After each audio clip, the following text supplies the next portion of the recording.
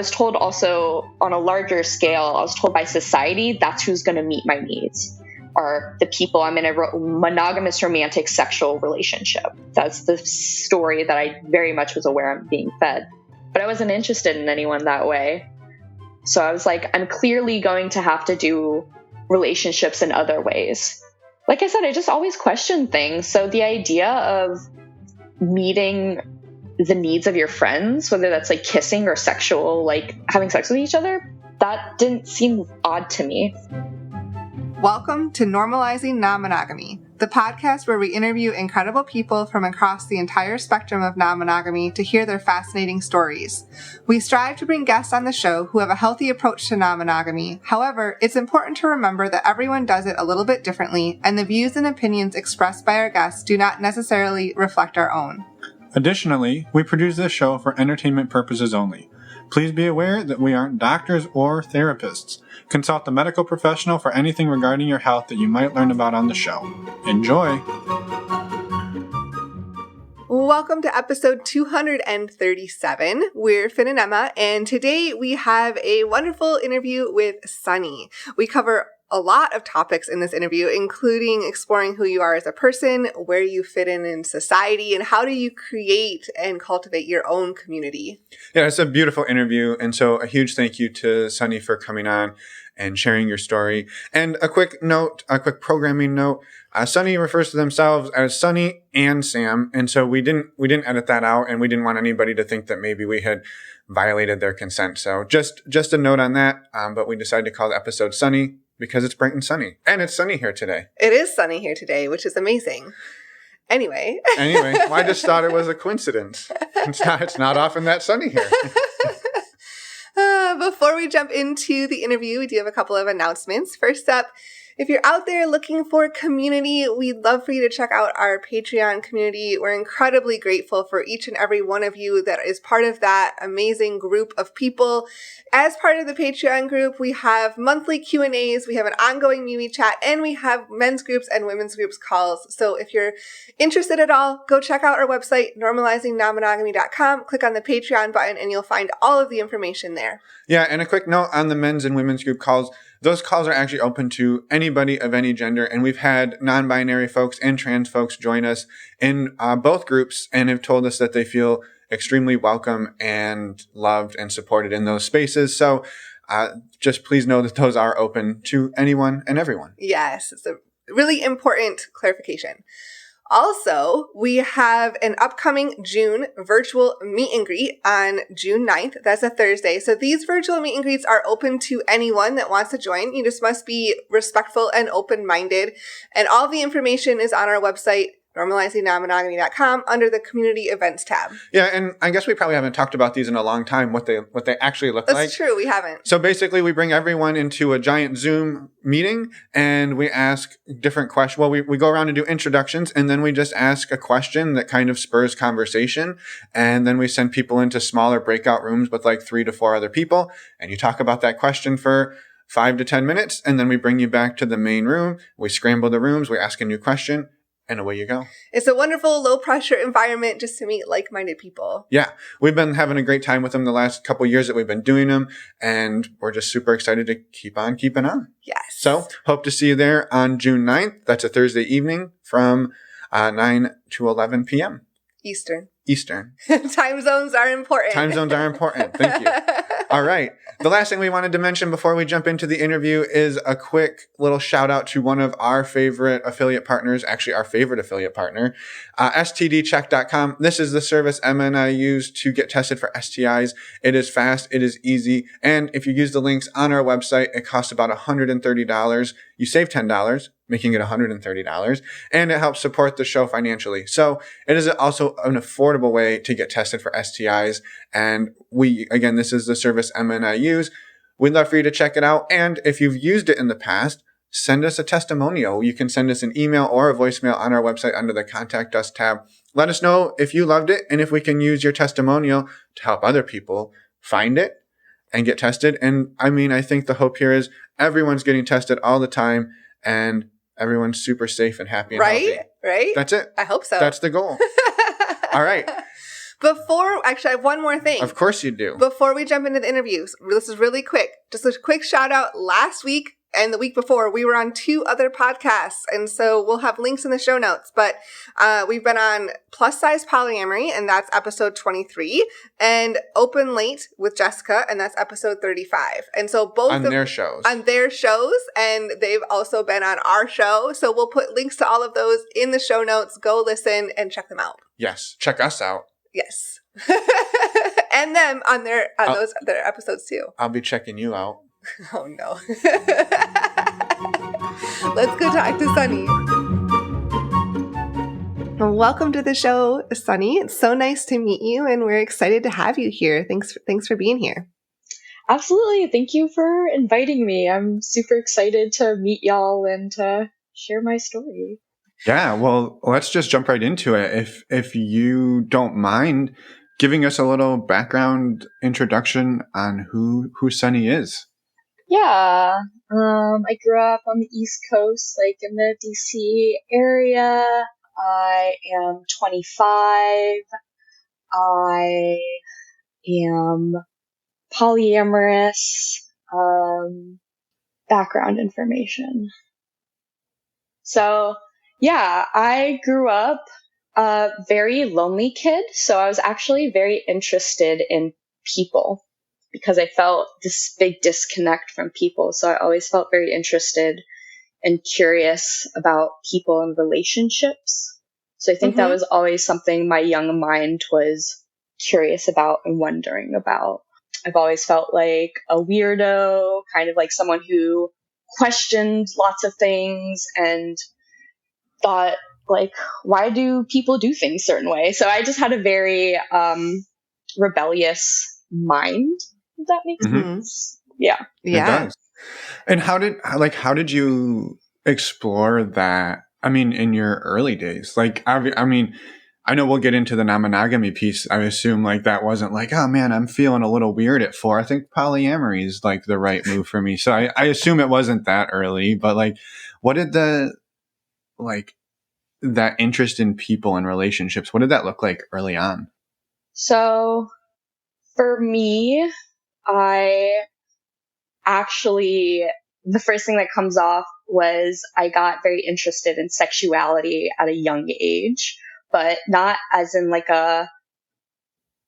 this is turning me on thing, but just like a very curious watcher. Like, oh, what is this thing? I want to learn about it. Kind of like one watches like cartoons. I was very interested in humans interacting with each other sexually at a young age, because I was also curious about how humans interacted with each other, just period, and romantically. And I learned actually very early that sex and romance were very linked.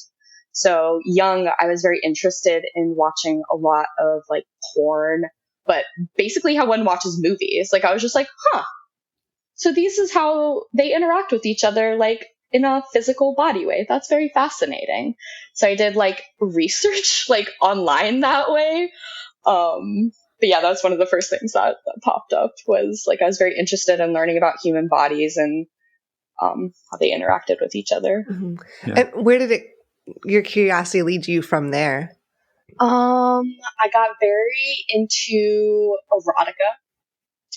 And from there, I got very interested in kink and BDSM, and that world was super fascinating for me and how they did their own relationships, like DS dynamics, power exchange. I was really interested in different ways one could do relationships. Like from there was just like a steady progression of, oh, whoa, this is different and interesting and kind of exciting. Mm-hmm. Yeah. And this was all when you were a teenager. I'm just kind of like put a timeline on it. Yeah. So when I was a teenager, I started reading a lot of like erotica, fan fiction, etc. Shout out to Archive of Our Own. And yeah, I found also like a Tumblr like blogging community as well, where there was a lot of people who were posting not just like porn, but their own bodies. And so from like later teens to, I was very introduced into that kink world, which a lot of it is actually some of it is pretty toxic, especially in like, as a minor, I don't think I should have been like exposed to BDSM concepts. Absolutely. And I'm very like passionate about like minors not being in those spaces and like making sure it's an adults only space. But yeah, I was exposed to that as a young person. And I was very fascinated by it. And yeah, in my teen years, so I found this like little blogging community that went from like the not safe for work and exploring kinks to also finding a queer and trans community. And they were very interwoven, like the kinky and queer, both like rebelling in terms of like what they're doing with their bodies, how they choose to engage in sex, gender roles. Like there was a lot of overlap. And so I just naturally was like, ooh, what is this thing of gender and sexuality? And then around 14, 15, I realized I was bisexual. 17, 18, I started learning more about gender identities and realized like, oh, let me explore this thing of gender, and realized I was non-binary. And for a while I was going by any pronouns and was exploring lots of different gender identities, expressions, how that felt. And it shifted throughout the years for me. It's been an interesting, beautiful journey, my relationship to gender, and it could change also in the future. And then I found out I'm, non-binary, queer. Once I turned 18, I started like I started exploring my own relationship to my own sexuality and opened that through an online avenue and had my own blog. And I was very much adamant about showcasing queer, fat, non-binary, trans, Black, disabled, etc. bodies. Like I felt very passionate about creating my own kind of porn and art around these things. And so I was curating a blog like that. And that was really exciting to explore that. Yeah. Does the blog still exist? It does still exist, but unfortunately it's much less cool because Tumblr banned titties. So since the titty ban, I have lots of nudes of my own body. A lot of some of it's artistic, some of it is just straight up pornographic, but it's very much wanting to explore like love of queer bodies, fat bodies, like my own body, self-love. Like it was very interwoven in the content that I was creating. But yeah, unfortunately, since I don't know if y'all are familiar with Sesta Fosta and all that bullshit, but yeah, it just killed Tumblr. So I very rarely post on there, but yeah, I was doing some like sex work there for a little bit, and it was beautiful. I loved connecting with the queer, like kink community there and sex worker community. It was just such a beautiful community there. Yeah, that's amazing. And are you open to backing up a little bit and talking about your gender exploration and the journey that was? Because it sounds like it has, and still is. That's what I'm saying. It sounds like it could change it. Very much is still that journey. But like, what did that look like? Because I think I'm just assuming there's a whole bunch of people out there who are like, it sounds like you were like, this is a whole new thing. What do I do with this? And so what did you do with it? Yeah. So the first thing I did was arm myself with beautiful knowledge. And I was doing research about the history of gender and what does masculine mean? What does feminine mean? And also when you're queer, so like specifically as a queer woman, I was socialized as a woman. And so as a queer woman, it can get very lines blurred around masculinity, femininity, gender of like,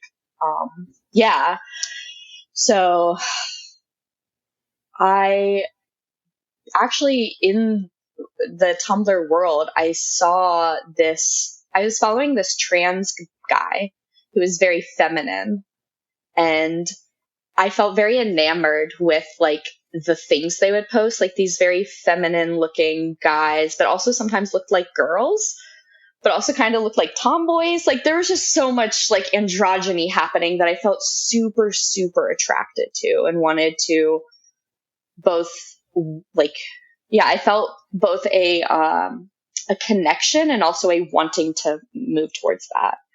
My first, I guess, forays into that were cutting my hair short. I've had the buzz cut short hair for like a really long time. I explore like wearing more quote unquote like masculine clothes. And I actually got, before I even realized I was non-binary and trans, I actually had a really big emotional reaction to my grandmother not letting me wear my grandfather's clothes when I was like 15 or 16. I was like wanting to wear his pants, his sweaters, his clothes. And she was like, no, those are men's clothes. And I actually had a really big reaction to it. I was incredibly upset and I didn't really know why.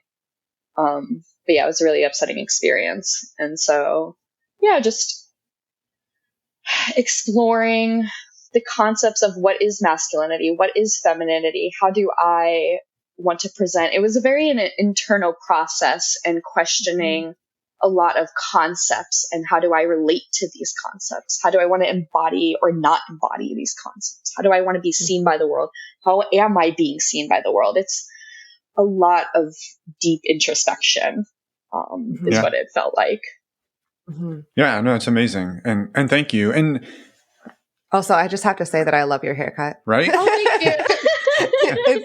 It's awesome.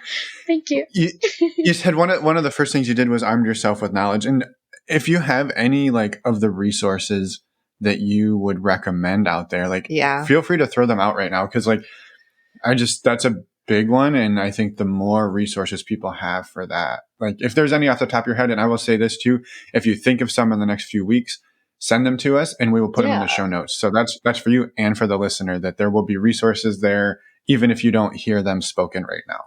Yeah. Let me make a little note to myself because I would absolutely love to get those resources. Because there's so many people that I'm sure are questioning their relationship to their own gender and wanting to explore. And I just encourage, in general, exploration of gender. Even if you realize, you know what, actually I'm cisgender and I'm comfortable expressing it in this way. And, I still encourage exploration of identity and self and questioning things. So yeah, absolutely. I don't have any at the top of my head, but I will gather those to share. Awesome. Yeah. Well, thank you. Yeah. And thank you for sharing that journey too, because there's so many people out there. Like you said, you encourage everyone to go on that journey and there are a lot of people that are exploring. So I appreciate you touching on that. Yeah. How supportive was your family through this process of exploration, or family and friends? Or, it sounds like maybe grandma had a little bit of a hard time with you wearing grandpa's clothes, but like overall, like how was the support system for you in that journey? So luckily I felt very supported like through online community, as I was saying, in terms of in person. I'm a twin and my sister I love her to death. And she was very supportive of me when I told her I want to be called Sam and no longer be called like my birth name, as I was called my birth name in my family. And that I didn't like being called she, her. I wanted to be referred to as they, them, because that felt more comfortable for me. And just talking to her about what everything, and I was telling her about my experiences. Like I was telling her, when I'm called a woman, when I'm called she, her, when I'm called my dead name, I feel this way. I feel unseen. I feel uncomfortable. There's a feeling of hurt. There's like twinges of pain from your own loved ones calling you that, and not being seen as your full self by people you want to be seen by and love. So in her hearing that, she has called me Sam, since she's called me by my name. She refers to me with my pronouns as much as possible, or if she struggles, just refers to me by my name. My mom really struggled with, I think she very much struggles with understanding non-binary identities. I think she's trying, I want to believe she's trying her best. She has not once gendered me correctly since I've come out to her, and we've had actually really upsetting conversations about topics of gender. And she said things to me that felt really hurtful to hear, like she'll always see me as her daughter. That felt really really bad to hear. But recently she at least tries to get my name correct, and that feels good. But yeah, sometimes I struggle, and often it feels like she doesn't really try, but I'm not really out to the rest of my blood family. So it's mostly my like chosen family that I felt like very supported by, especially in my, early 20s and exploring queer community. I had a lot of queer trans friends once I hit like 21, 22. Yeah. Mm-hmm. Yeah. Well, thank you. And it sounds like it's been not just an interpersonal journey, but then a familial journey it's a beautiful story. And thank you. Well, it sounds like that you really leaned on the online community and you found maybe where you felt most at home there with those people. Oh yeah. Like I said, up until like a few years ago, I was a very, very lonely person. I felt very, like I said, my interest in people stemmed from feeling so disconnected and apart from people. And so that loneliness, I gravitated towards online because that's felt safer and more accessible than like face-to-face interacting with humans felt much more complex for me. Amen to that. It is complex. There's no way around that. Where did non-monogamy show up in your journey? Where did that piece start?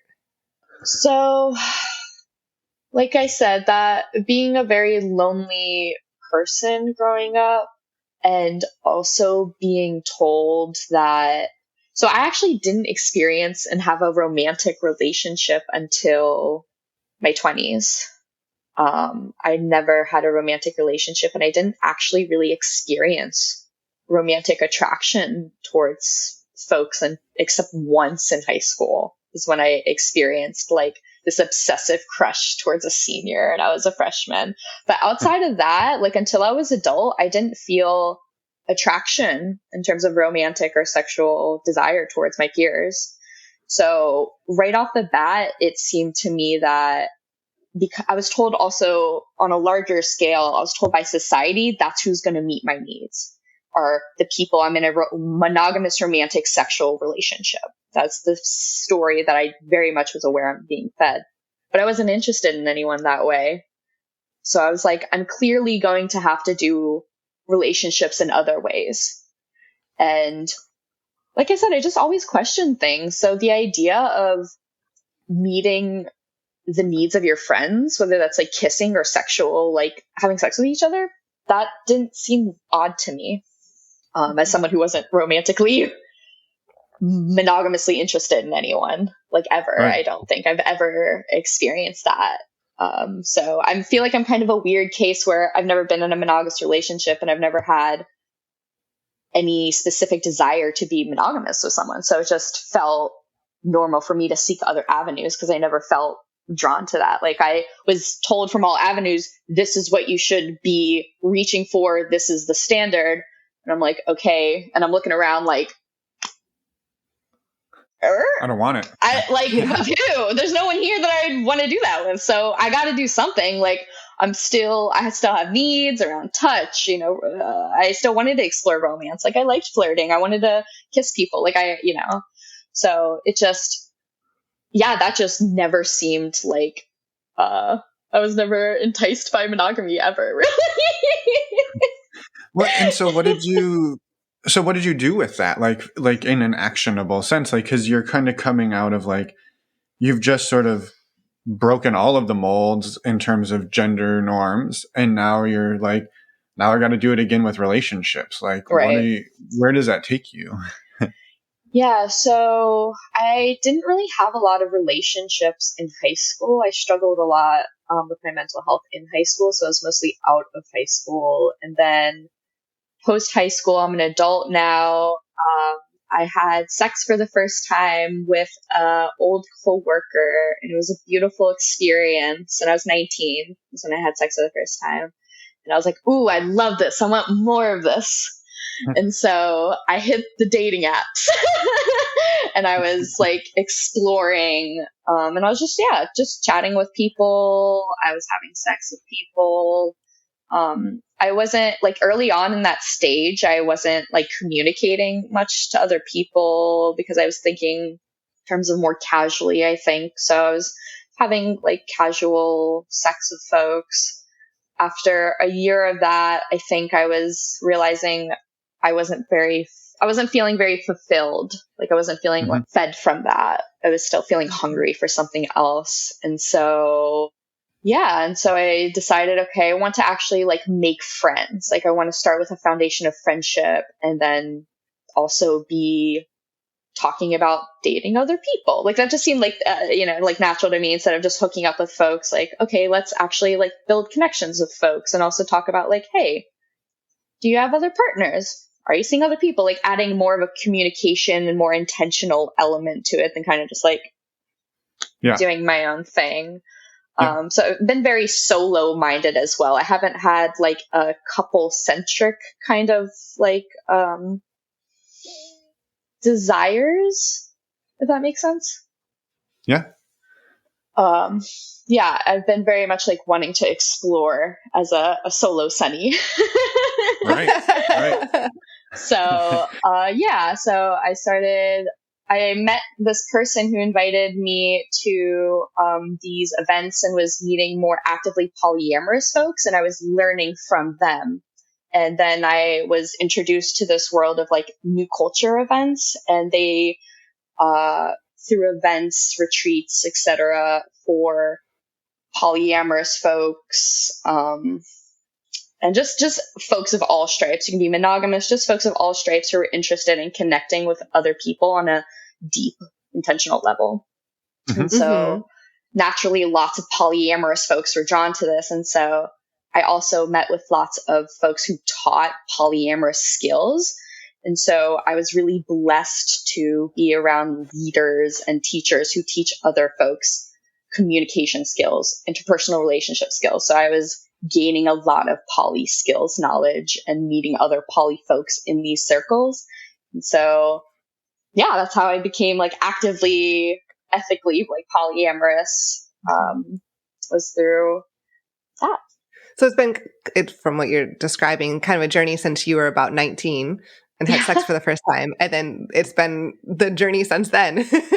Yeah. Yeah. I would say that, it's interesting to me that you have fallen into, you found the people that called to you, right? So you found the poly community, these just open-minded, supportive, questioning communities, right? That at a young age and fell right into that. And, because I never felt like I belonged to the regular, like, normal world. And so I felt gravitated to all these communities that also felt like outsiders because I always felt like that. So I just naturally was like, oh, these are my people, like instantly in these communities.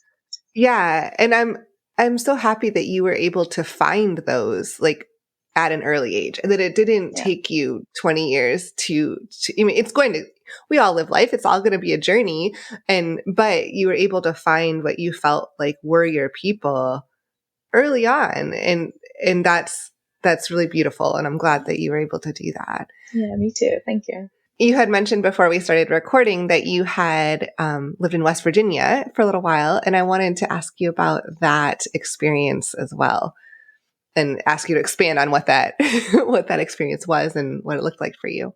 Yeah. So I was invited by my friend who I was also kind of dating at the time. We were sort of partners. Like we were in very gray areas around that time of like, we're friends, but we also sometimes have sex with each other. She invited me to this event that was going to be a camp for queer, trans, non-binary, etc. folks in the mountains of rural West Virginia. And at that time, I think I only had one non-binary friend. This was 2017, so I was 20, I think at that time. 20 or 21. Early 20s. That I was invited and I was like, oh God, yes, I want to meet other trans folks, other queer folks, other non-binary folks. Like, yes. And so I went to this retreat that was about, I don't know, 6-ish days or something. And I just absolutely fell in love. Like, I learned, like, for the first time ever, I felt at home and I felt like I had a family. Like, yes, I was sharing that I felt this connection to these online communities, but until that moment, I had not felt in person, like, home family connection like that before. Like, I felt so held in this beautiful container, and it was so different than anything I'd ever seen before. So, there we could be, like, in designated areas, there was, like, your body could be showing. So for the first time ever, I was naked in a creek, and that was so liberating and free. And we had a open sexuality area where you could see people having sex and touching themselves and cuddling and talking and flirting. And and then the next day we had something called the Zeg Forum, where you can be witnessed in community and be held in the container of, like, all your emotions for whatever's, like, under the surface for you. So it's very much about creating community in the container that is, we can hold you in our emotions, and we can hold your healing. Like, that was the biggest thing about it, is it was a place where active healing could happen with each other, like, in love and learning together. So I fell in love with, and it's a nonprofit called Center for New Culture East. And there's also a West Coast, but I'm mostly familiar with the East Coast, like, events. And they also, not only, this was the first time they did this queer trans retreat, but most of the other events were either poly focused, like learning about poly skills and also making new poly connections, or teaching, like, new culture skills. And basically the whole new culture framework is pulled from multiple things, that is creating a nonviolent, loving culture that everyone can thrive under, is, like, the essential blood of it. So we teach, like, consent skills, we teach communication skills, relational skills, emotional processing skills, like emotional responsibility. We teach a lot of things that basically help us be better to each other and to ourselves, is like the bread of it. That's amazing. And so you went for this retreat and ended up not retreating from the retreat, but staying and just, like, moving in. That is correct. So, like, as I fell in love with these events and was just like, I want to go to every single one. And then I was good friends at that. The friend who invited me was one of the main organizers at this point, was like, why don't you just move here? Just come live with us. And I'm like, you know what? I will. And this was my first time leaving the nest. Like, I had been only living with my mom to this point. So this was a big taking flight moment for me. And it was terrifying. But I moved into the community, and it was, our main setup was on this campground that had this beautiful creek running through it. And just the backyard was just so much gorgeous land. And when I came back to the DC area, I had to get used to airplanes and traffic sounds. Like, it's just so quiet there. It's so still. It's so beautiful. And I lived with about, it was like 7 to 11-ish people at a time. And we had the campground, and then we also had a home about a mile to 2 miles-ish up the road. And so that's where people stayed. And pretty much all of us, if not a majority of us, definitely were poly. A lot of us were queer and or non-binary, neurodivergent.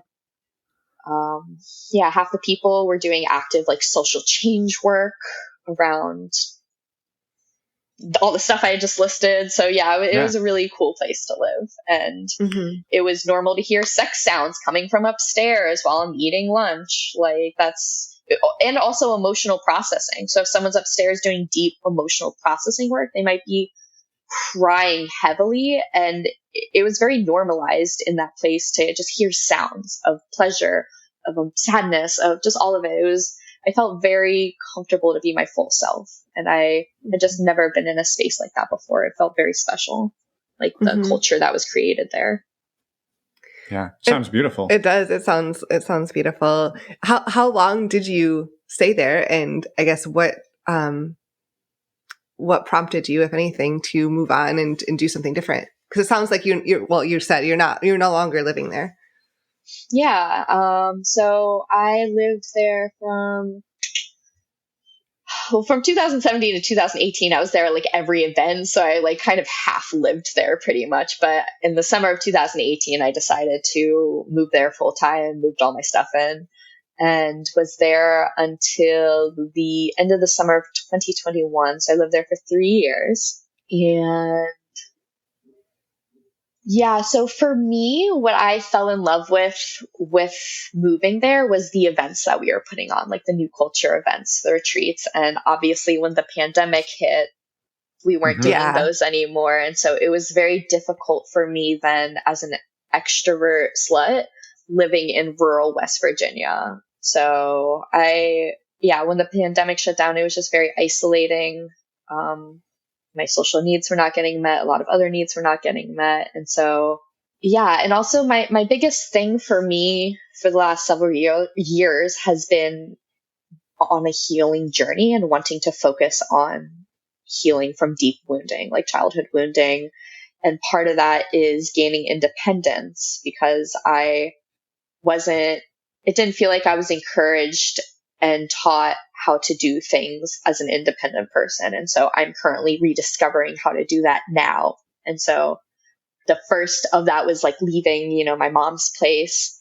And then after a while, it just felt time like I need to leave, the campground. Like I was just not doing great, like mentally. And I felt ready to leave and explore on my own and try coming back into quote unquote regular society as like a new person for the first time, because originally it just didn't mesh for me, like working and living. And so that's why I wanted to kind of find this alternative like space so I could live and heal and actually, like find who am I? What do I want to be doing in the world? Because I felt like I couldn't be doing that in a regular society that I felt very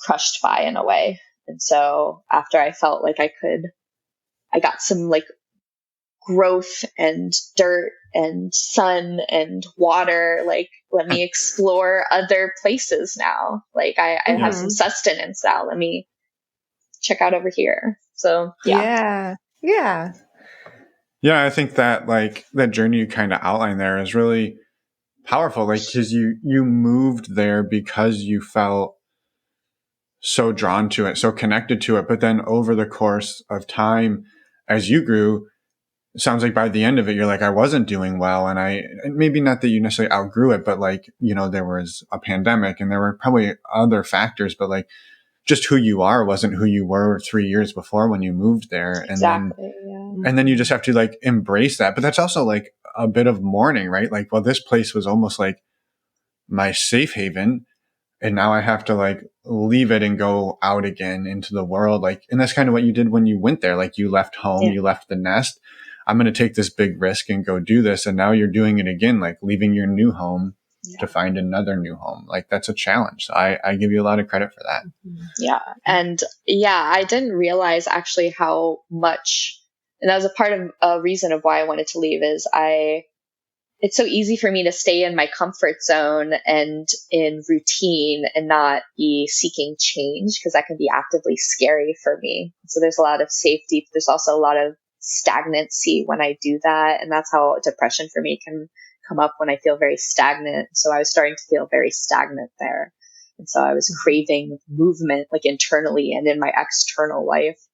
I mourned very heavily when I started, like months before, thinking about, I think I want to move. I started the mourning process as soon as that thought came up, because this, not just the land, but the people, the configuration, the memories, all of it felt like my home, like the first home I had felt the first family I felt, the first time I felt accepted and loved, and just so many things. It was a really big deal for me. And yeah, there was a lot of grieving in that. Mm-hmm. Yeah. I appreciate you sharing all of that and acknowledging like that it is a journey. There's pieces that are, make you really happy, and there's also pieces that you have to grieve, and changes that happen, and figuring out where you're at through that process. I mean, it takes dedication and self-awareness and all of that through that journey. So thank you for sharing all of that. Do you mind touching on kind of where you're at in your life right now, your relationship structure, and where things are at for you? Yeah. So currently right now, I very much identify with the like relationship anarchist manifesto and way of doing things of like each individual relationship, like you discuss what you want that to look like. Yeah, so currently I have a few people that I consider like lovers and partners of various degrees. And also that's something that I'm also exploring. Like I sometimes find the usefulness of labels, and then other times, like when it comes to relationships, I don't really care about labels. Like I kind of just want to do my thing with people and see where it goes. And then when other people are like, so who's this person to you? I'm like, I mean, we have sex and date and go on dates, and we see each other often, so I guess they're a partner, right? But yeah, but then also sometimes we might go weeks without talking to each other, seeing each other. And then we, so there's a very, I don't want to use the word non-committal, but there's a very, like, I try to practice like the Buddhist, like non-attachment kind of thing of like letting relationships organically be what they are moment to moment. That feels very beautiful and important to me, to let that happen, not like force things to happen.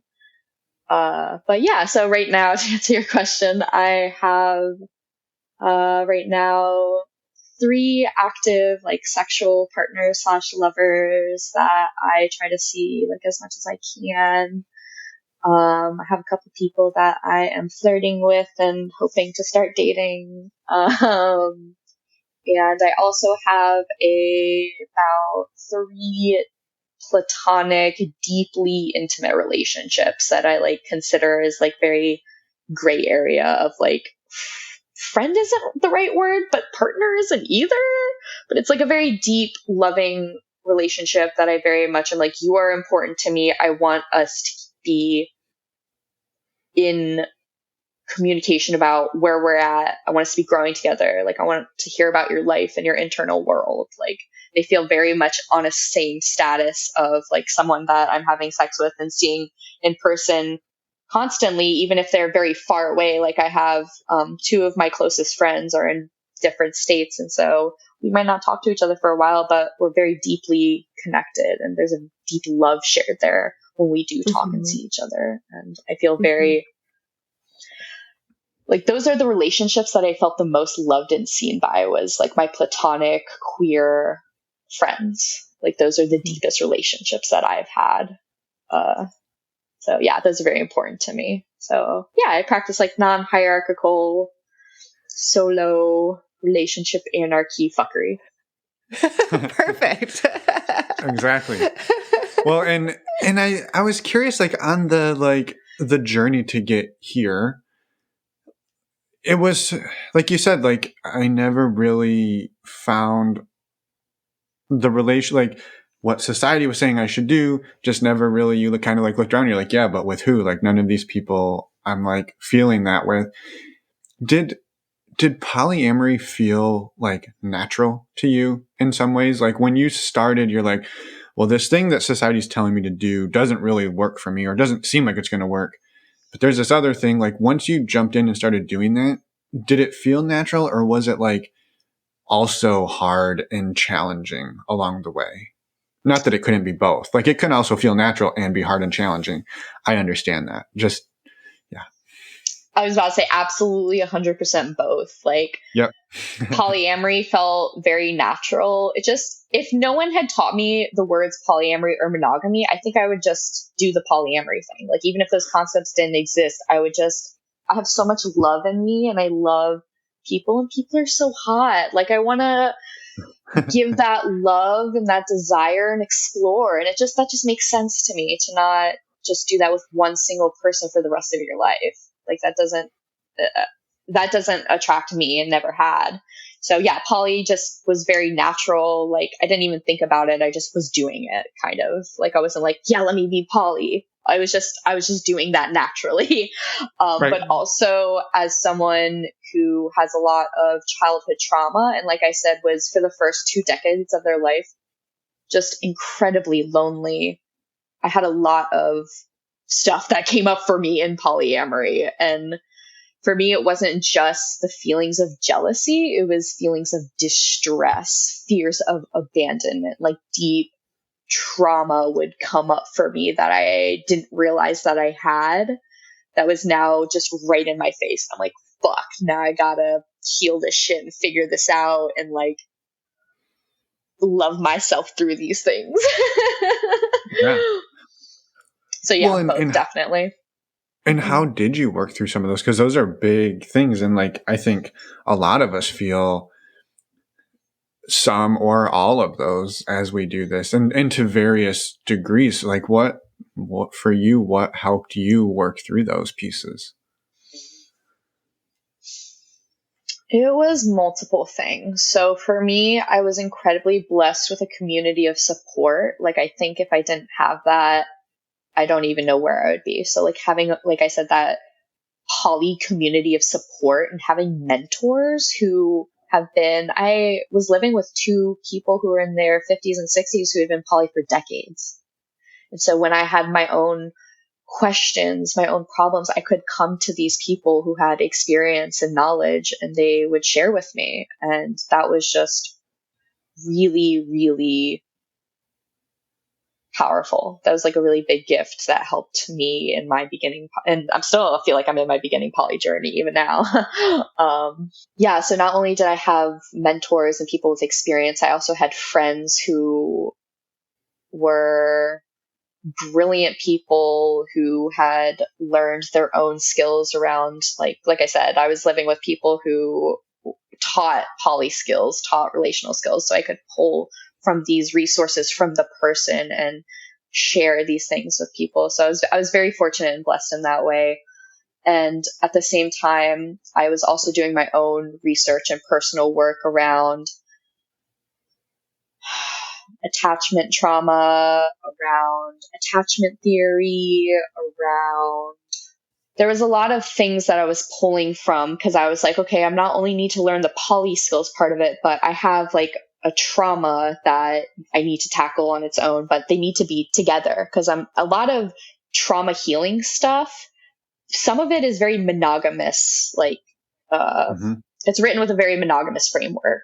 And so like I had to pull from both things of, okay, like, I've read a little bit of, more than 2, a little bit of just like here and there from like poly leaders and experienced folks. So I was doing research on my own, and I was also reading up about the latest trauma research, the latest trauma findings from like Bessel van der Kolk, Peter Levine, et cetera. And so I was learning about what was happening in my own nervous system. So that is like the biggest thing for me, was just learning what the fuck was happening.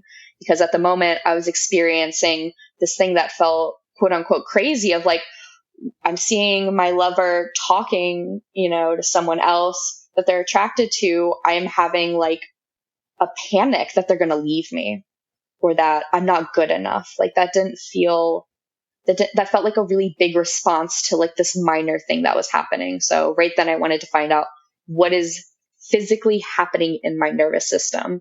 Why is this happening? And so I did also a lot of thinking about my childhood and realizing, holy crap, I was actually like really lonely, and holy crap, my parents didn't actually meet my needs enough, and holy crap, I'm actually anxiously attached. Like learning about attachment styles, learning about what needs weren't met through my childhood and how that's affected me and how I can meet those own needs. It was like learning a lot of things, of learning about needs, learning about boundaries, learning about what activates me and why does this activate me. There's a lot of learning of different processes. Yeah. So there's, oh God, I would love to like talk so much more about like different like healing modalities that I've learned that have helped me through this. But yeah, it was like learning about ways that I could basically do like kind of emotional first aid in a way when those things would happen. So like a lot of self-soothing, learning about co-regulation, like you can reach out to other people and regulate with them. So a lot of learning. Yeah. Well, thank you. Yeah, that's amazing. And I think it's so relatable. Well, all of us are, I mean, we're all human. We all have our different internal struggles and external struggles. And like, we're all having to navigate some pieces of everything you just discussed. And so thank you for touching on it all. And that also really helped is when I would talk about it and other people would be like, same. And I'd be like, oh God, other people experience this. Like, this isn't like just knowing don't other feel people. Alone. Yeah. That's just so important that it's like, okay, I'm just having a normal human experience. Like that, like that can just be helpful and healing on its own. Oh yeah, totally. There's something to that for sure. Like just you just talking about it, you might not even need that person to do anything other than listen. Just like exactly, I'm not alone is a powerful tool. Well, realization, I should say, not a tool. Realization. Yeah. Moving forward, where do you see yourself going in relationships and in your, I guess, journey in general in life? I would love to be living again in like an intentional community. And I'm in that group of like other queer folks who want to just have their own like queer poly house. Like I would love that. Like my dream would to be have a house like that we could access both like when we want like rural like living to like be in nature and also like in the city, but I want to be living with my loves, my friends, their loves, their friends, and like we do shit together, we help other like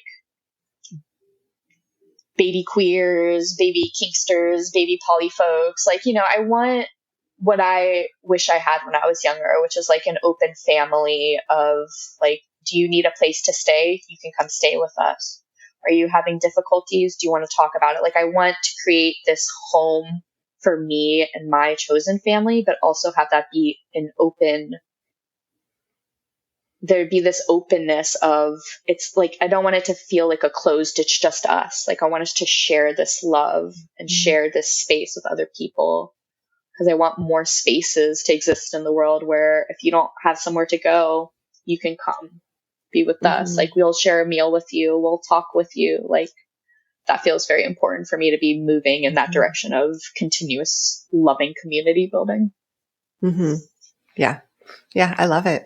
Has the kink, you touched on that like early on, you were exploring kink, I think in the cradle, but it sounds like, no, I'm just kidding, obviously, but has it like, what has that exploration looked like moving forward? Is that still a part of your journey, or did you sort of like, you got your fill and you sort of determined that really wasn't for you? Oh, no. Kink is definitely as much a part of my identity and how I do relationships and like the communities I'm a part of, as is like polyamory. They feel very much intertwined for me. I'm very interested actually in exploring polyamorous kink relationships where like that's like a part of like the dynamic between two or even more people.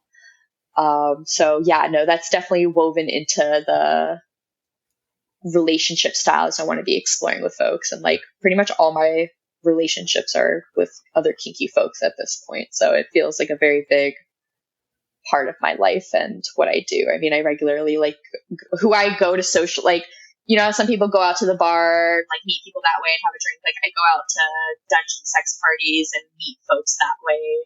Like that's my people. So that's like how I meet other folks, how I like spend my Friday nights, etc. So yeah, it's a very big part of my life. Cool. Yeah. Awesome. I had a hunch, but I didn't want to paint you into a box. So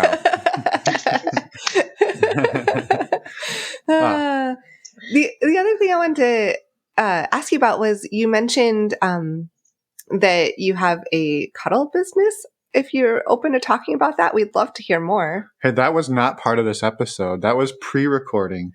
Right. That's true. Well, okay. You mentioned to us that I'm just giving you shit. Okay, you're making me like reword that question. So the whole point of me being an asshole, tell us about your cuddle business. Sorry, Emma. Y'all are cute. Yeah, so I would love to talk about it because it feels very related to my journey. Like the relationships that have had the most healing power for me have been through platonic, loving relationships. And I've always just been how I show my love is very touch centric. And so I've always just been a very touchy, cuddly, loving person. And like my friends loving me and holding me and cuddling me was so powerful for me. Like, especially when I would cry or be going through deep healing processes and like moving big emotions, like touch was so powerful in its healing potential to me. Like that was just very obvious to me when I was exploring this new culture community where touch was very normalized, like hugging, cuddling. We had cuddle parties. We would have exercises that would explore consent with touch with strangers. And I realized really quickly that touch was really important, both in relating with another human, but also it could be for healing one's trauma. And I met someone there who was a good friend of mine who was a professional cuddler, and they got paid to cuddle folks.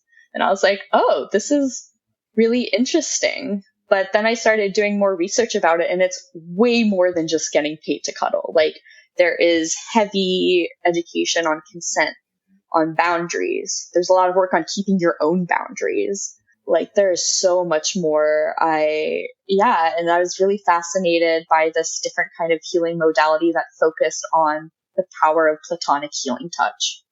And so I found Cuddle Sanctuary and talked with the founder about this training that she was going to be doing last fall. And I loved her vision. She has this beautiful, expansive, forward vision of what it's a very brand new industry. Like it's a baby, how brand new this cuddling / touch therapy industry is.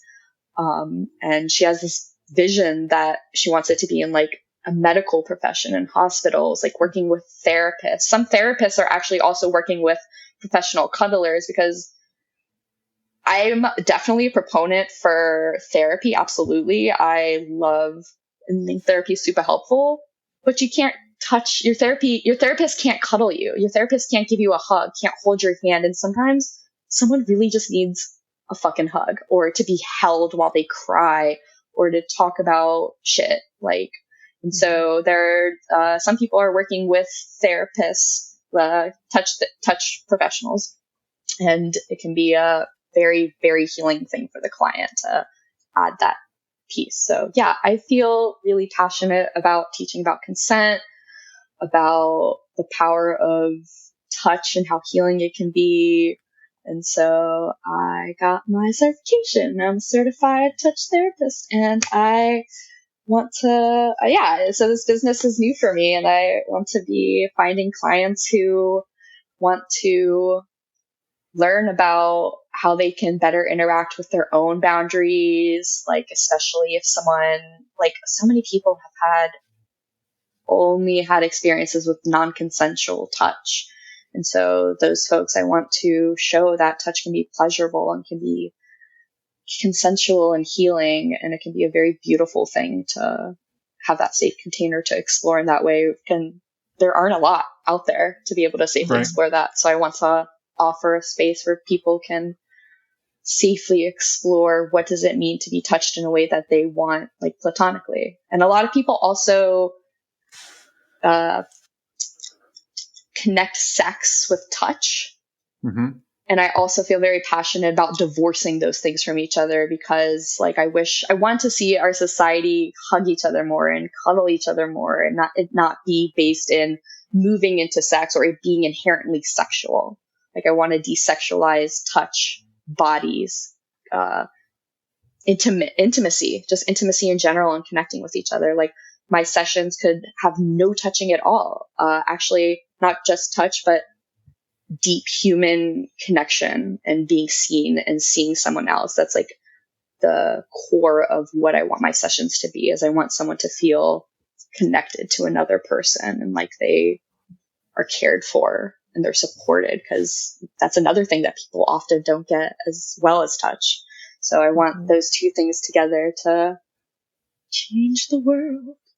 I love it. No, it's amazing. And do you mind talking a little bit, just high level, because I feel like we've heard of, I think what I've heard of in the past is like a sex surrogate, somebody who is basically, you pay them for intimacy, and like, so we've heard of that, or like perhaps it's somebody who is, physically disabled in some way and they're looking for that outlet. So I've heard of that, but like, what goes into the certification process for touch therapy? Just out of curiosity. Also, I'm just going to interrupt real quick and say congratulations for finishing, because that's amazing. And I'm so excited for you and the possibilities in moving forward. So yeah, that's amazing. Thank you for doing that. Yeah. Thank you. Yeah, I've been working on it since October. Actually, really before, because I talked with her about it in like July or something. So, but yeah, the class is in October. So I'm very excited. Thank you. So actually, that's something that I really loved about the program. Definitely pays a shout out. So a lot of our stuff pulls from sexual surrogates, pulls from like the emotional intimacy aspect also of escorts. So like escorts, when they get paid, a lot of times, sometimes they just want to be paid to go on dates and to chat with the folks. And definitely that element is pulled, and that's a big part of that. But the biggest thing of the cuddle business and touch therapy business is it's fully platonic, 100% non-sexual. So if someone's looking for a sexual service, then they would definitely need to seek elsewhere, whether that's like an escort or, like you said, sexual surrogacy, if they want to have the sexual element as well as the relational element. But it's very similar, but without the sex piece taken out. So what goes into it is a lot of connecting with your own body, connecting with your own desires. It could look like in a lot of ways, like when somebody wants to learn how to touch somebody better, we can explore that. If somebody wants to just chat and cuddle and talk about their day because they are super busy and they don't have a lot of friends that they can just cuddle with and it not be a weird thing. Like I can do a lot of different things, and the session can look very different. But yeah, the biggest thing that sets us apart is it's a 100% platonic, non-sexual service. Very cool. Yeah. Well, thank you for sharing. Thank you for doing the work. And as Emma said, congratulations on doing that. So it's amazing. And I thank you for sharing everything you've shared with us today. Is there anything we haven't talked about that you absolutely need to get out there in the world, and know that you can always come back on? And actually, we will probably be talking to you again. Spoiler alert, we're planning to do an episode with you and then 2 previous guests, because you're all in a relationship together. So that's coming. But is there anything today that needs to get out there? Something that is coming up for me is like the power of relationships and how they can either harm or heal us, and just how that moves me forward and how I think about that often and how I want to be navigating both relationships with myself and with other humans, the outside world. Just relationships are just such a big part of the human fucking experience. I think about it often. I love chatting with it about it, and I'm so happy that I got to talk with y'all about it today. Yeah, That's amazing. Yeah, they are like that's, and it's so. I mean, I think it's a little bit unfortunate that we aren't taught growing up in the traditional school system as much about relationships as like they are fundamental. Not even just romantic and sexual relationships, just relationships in our lives are fundamental to being human. And thank you for touching on that, because it is beautiful in a lot of ways and also challenging. Yes, but the challenge is so worth it. Exactly. Yeah. And sometimes we need that reminder. Yes, sometimes we need that reminder. But absolutely. Yeah.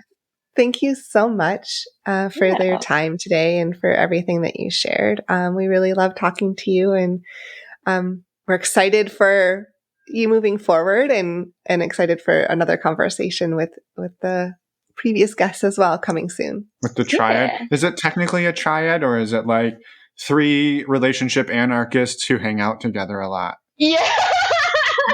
3 relationship anarchists who hang out together, love each other, have sex with each other, go out to parties and watch each other have sex with other folks and encourage that and all the beautiful things. Perfect. Wow. That is the official trailer for the upcoming episode, and we're super excited for that. And maybe with that, we'll let you have a beautiful day, and thank you for talking. Yeah, absolutely. And it was wonderful talking to y'all. Thank you for having me. Of course. Thank you. And we're back. A huge thank you to Sunny for coming on and sharing your story. It was wonderful to talk to you, and we're excited to get this out there. So thank you again. And excited to talk again in a couple of weeks. Yes. Teaser. Spoiler alert. If you're out there looking for community, like-minded people, we'd encourage you to check out our Patreon community, as well as we also have virtual monthly meet and greets. The meet and greets are open to anyone. So all of that information is on our website, normalizingnonmonogamy.com. And you can find out everything there. We'd love to have you join us. Yeah, and another reminder that last week we were on 2 other podcasts. Open Late with Jessica, that was episode 35, and Plus Size Polyamory with Judy, both former guests of our show, and we were episode 23 on Plus Size Polyamory. Yes, so again, those are episodes on their podcast. Links will be in the show notes. And next week we have an interview with Kate. It's a fantastic conversation. We're super excited to share that with you in just 7 days from now. Yes, and also just a quick reminder, you can go to our website too and reach out to us. There's a contact us button. Send us a voicemail, send us an email. We'd love to hear from you if you want to be on the podcast, or if you just want to give us some feedback or questions, let us know. And we'll see everybody next week. Bye everyone. Thanks for listening.